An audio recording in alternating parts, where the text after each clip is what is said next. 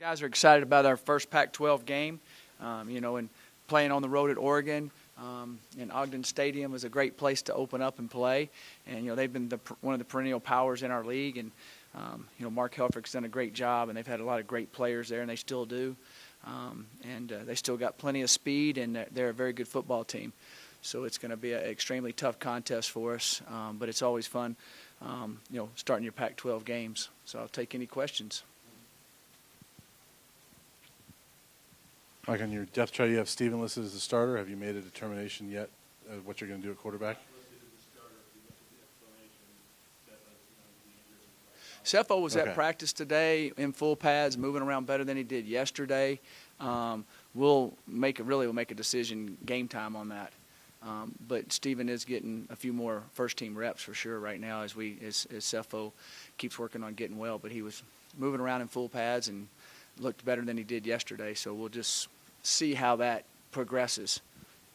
As a follow-up to that, Stephen obviously got a lot of the first-team reps during the spring. Yeah. How much are you seeing that helping him now that he's taking some of those reps this week? Well, he had a good fall, too. He had most of the reps in the spring practice and did a good job there. And in fall camp, he did good. And then, he's played in all 3 games so far. I think his feet are wet, so to speak. It's not going to be like he's jumping out there for the very first time. And I definitely think Stephen is capable of making plays and moving our offense and has a good arm and can run. And I think he'll do well when he gets in if he has a chance to get in there. Mike, Stephen obviously stepped into a tough situation, second half, close game on the road against a top 5 team in the big house. Wasn't necessarily all his fault, but he probably didn't perform as well as he would have liked.